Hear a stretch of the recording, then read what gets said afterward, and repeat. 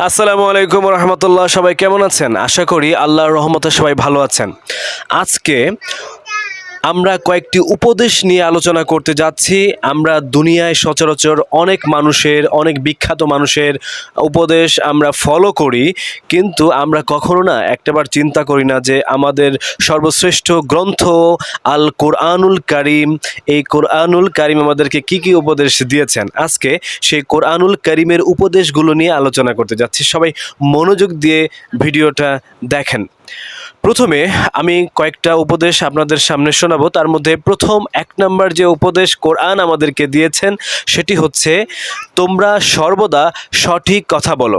সূরা আহজাবের 70 নম্বর আয়াতে আল্লাহ তাআলা বলেন, তোমরা সর্বদা সঠিক কথা বলো। আমাদেরকে আল্লাহ রাব্বুল আলামিন সর্বদা সঠিক কথা বলতে বলেছেন। আমরা যদি সঠিক কথা না বলি, যেখানে যে কথাটা দরকার, সত্য কথা যেখানে দরকার সেখানে সত্য কথা না বলে যদি আমরা মিথ্যার আশ্রয় নেই, তাহলে কিন্তু আমরা ধ্বংসের দিকে চলে যাব। আল্লাহ আমাদেরকে কোরআনের মাধ্যমে জানিয়েছেন যে তোমরা সর্বদা সঠিক কথা বলো।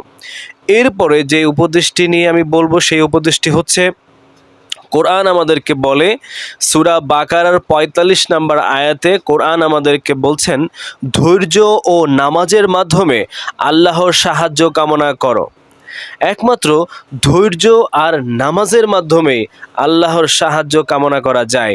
এই দুইটার মাধ্যমে আমরা যদি আল্লাহর সাহায্য কামনা করি, তাহলে আল্লাহ অবশ্যই আমাদেরকে সাহায্য করবেন। এরপরে কোরআন আমাদেরকে যে উপদেশটি দিয়েছেন সেটি হচ্ছে, সূরা বনি ইসরাইলের ২৬ নম্বর আয়াতে আল্লাহ তাআলা আমাদেরকে জানিয়েছেন, আত্মীয় স্বজনের হক আদায় করো। আত্মীয় স্বজনের হক আদায় করা এটা অনেক বড় ইবাদতের কাজ। আপনি যদি চান যে আপনার হায়াত বাড়ুক, আপনার রিজিকে বরকত হোক, তাহলে একটা জিনিস করতেই হবে, আর সেটি হচ্ছে আত্মীয় স্বজনের সাথে ভালো ব্যবহার করা, আত্মীয় স্বজনের হক আদায় করা। যদি আত্মীয় স্বজনের হক আদায় করতে পারেন, তাহলে আপনার হায়াতে বরকত হবে, আপনার রিজিকে বরকত হবে, আপনি অফুরন্ত রিজিক পাবেন। কোরআন আমাদেরকে এত সুন্দর উপদেশ দিয়েছেন। আল্লাহ আমাদেরকে এই উপদেশ মেনে চলার তৌফিক দান করুন, আমিন। এরপরে কোরআন আমাদেরকে যে উপদেশটি দিয়েছেন সেটি হচ্ছে, সূরা বাকারার ৮৩ নম্বর আয়াতে আল্লাহ তাআলা বলেন, পিতা মাতার সঙ্গে ভালো ব্যবহার করো। পিতা মাতার সঙ্গে ভালো ব্যবহার ছাড়া কখনো জান্নাতে প্রবেশ করা যাবে না। হাজার হাজার কোটি কোটি বার যদি মক্কায় গিয়ে কাবা ঘরে হজ করা হয়, কিন্তু পিতামাতার সঙ্গে খারাপ ব্যবহার করা হয়, তাহলে কোনো হজই তার কবুল হবে না, কোনো কিছুই কবুল হবে না। দুনিয়াতে যত বড় নেকির কাজ হোক না কেন, পিতা মাতার সাথে ভালো ব্যবহার না করে, খারাপ ব্যবহার করে যত নেকি করা হোক না কেন, কোনো নেকি হাসিল হবে না, বিন্দু পরিমাণও সওয়াব হবে না। এই জন্য পিতা মাতার সাথে সর্বপ্রথম ভালো ব্যবহার আমাদেরকে করতে হবে, আর এটাই কোরআন আমাদেরকে উপদেশ করেছেন।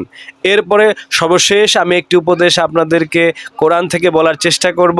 সেটি হচ্ছে, কোরআন আমাদেরকে আরেকটি যে উপদেশ দিয়েছেন সেটি হচ্ছে, সূরা তওবার ১১৯ নম্বর আয়াতে আল্লাহ তাআলা বলেন, সৎ লোকদের সাথী হও।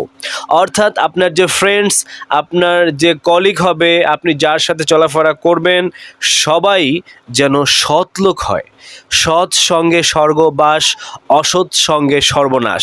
অর্থাৎ কোরআন আমাদেরকে এটাই বলেছে, তুমি যদি সৎ লোকদের সাথী হও তাহলে তুমি সৎ হবে, ন্যায়পরায়ণ হবে, আর যদি অসৎ লোকদের সাথে থাকো তাহলে তুমি অসৎ হয়ে যাবে। এই জন্য কোরআন আমাদেরকে বলেছে সৎ লোকদের সাথী হওয়ার জন্য। আমরা ইনশাল্লাহ সৎ লোকদের সাথী হব।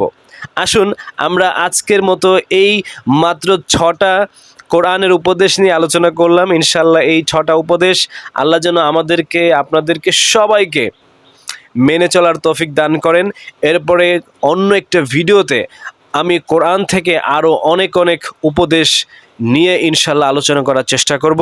সবাই পাশে থাকবেন, সাপোর্ট দিবেন, ভালোবাসা দিবেন। ইনশাল্লাহ ভালো থাকবেন, সুস্থ থাকবেন। আসসালামু আলাইকুম ওয়া রাহমাতুল্লাহ।